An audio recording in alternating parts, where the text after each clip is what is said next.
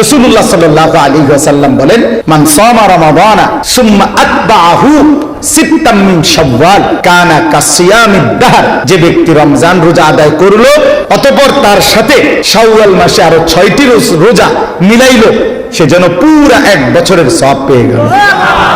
একটা সহজ হিসাব কই, কেমনে পাইলো সওয়াব?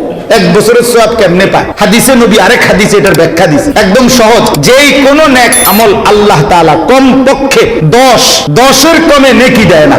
এই যে ডান কাদের ফেরেশতা যিনি লেখে এবারের কাছে যে খাতা, এই খাতাতে 1 2 3 4 5 6 7 8 9 এই পর্যন্ত কোনো সংখ্যা নাই, মানে এনে নাই। এটা কথা বুঝেন না? 1 থেকে 9 পর্যন্ত ঘর এবারের কাছে নাই, এনে নাই। এইটা এবারে শুরুই করে 10, ডান কাদের ওয়ালা শুরু করে কততে, এটা বার করে বাড়ে। আল্লাহ পাক দিলের হালাত দেখে বাড়ায়। কাউরে 70 700 7000 70000 7 লাখ 70 লাখ 7 কোটি 70 কোটি 70,000 কোটি। কারো বেলায় আল্লাহ ফেরেশতারে বলে, তুমি লিখো না, ফাটতা না, আমি লিখো। এটাও হাদিস আছে, সাআতুবু। ডান কাদের ফেরেশতাকে আল্লাহ বলে, আমি লিখবো। আমি তাহলে 1 এ 10 কমপক্ষে, 1 এ কত? 10। তাহলে 1 মাস রোজা রাখলে রমজান 10 মাসের সমান সওয়াব। এই হলো 10। আর 6টা রোজা রাখলে 1 এ 10 মানে 60। 6 রোজায় কয়টা রোজা? 60টা রোজা। তো 60 দিনে কয় মাস? তো আর আগে আছে কত মাস? 10 মাস। 1 মাসে কয় মাস? 10 মাস। আর 60 দিনে কয় মাস? মোট কয় মাস হলো? এই তো বুঝছেন?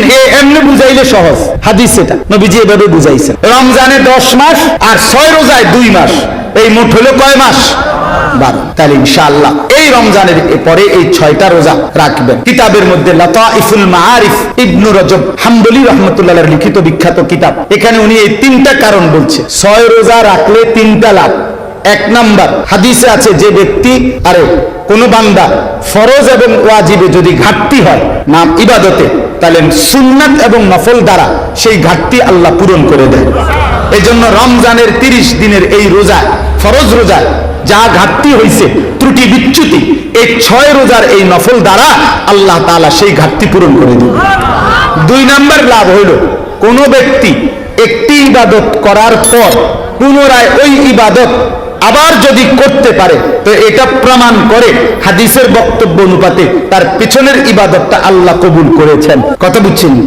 শাওয়াল মাসে রোজা রাখার ব্যাপারে যদি বলেন,